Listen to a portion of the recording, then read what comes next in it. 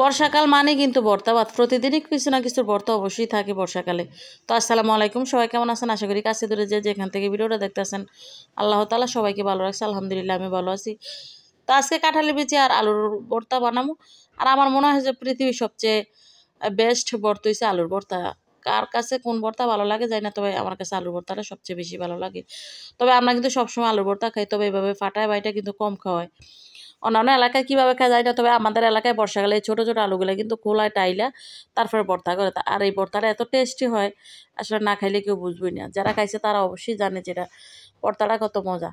তা আমি কিন্তু প্রথমে পেঁয়াজ মরিচ বাইটা নিয়েছিলাম, বাইটা তো এখন আলুটা বাইটা নিব। তো আলুটা কিন্তু একটু শক্ত হয়, তো দেখা গেছে ফাটায় বাটলে একদম মিশো আর একটু আঠা আঠা হয়, আর ভর্তাটা খাইতে কিন্তু ভালো লাগে। আর সাথে বিলাতি ধনিয়া পাতা দিয়ে দিলাম। আসলে যে কোনো ভর্তার মধ্যে এই বিলাতি ধনিয়া পাতাটা দিলে কিন্তু অনেক সুন্দর গ্রান আর খাইতে খুব ভালো লাগে।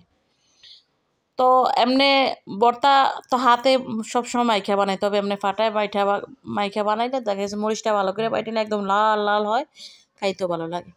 তো প্রথমে আমি আলুর ভর্তাটা বানিয়ে নিলাম, তারপরে কাঁঠালি বিচি ভর্তা বানাবো। আর কাঁঠালি বিচি কিন্তু ভাজা ভর্তা করতে গেলে দেখা যাচ্ছে বাড়তে একটু কষ্ট হয়, দেখা গেছে শুকনা শুকনা জামলা। এই কারণে কাঁঠালের বিচিটা আমি একটু হালকা সিদ্ধ করে তারপর টাইলটা পানিটা শুকাই নিয়েছিলাম। তো এটা কিন্তু এখন বাড়তে ভালো। আর কাঁঠালের বিচিগুলো ছোটো ছিল আর একদম পাকনা কাঁঠালের বিচি এত সুন্দর মিষ্টি লাগছিল ভর্তাটা।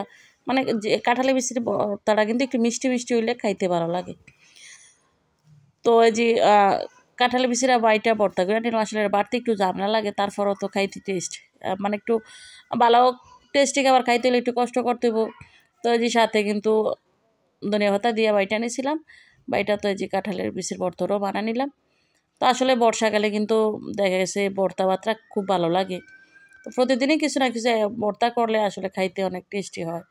তো এখানে আবার সকালবেলা ডাল ভিজা রাখছিলাম, তো ডালটা প্রথম ভর্তা মানে পরে ডালটা বাটলাম আর কি। এখানে মুসুর ডাল আর হচ্ছে খেসারি ডাল। তো ডালের বড়াটা খাইতেও কিন্তু ঘরে সবাই পছন্দ করে।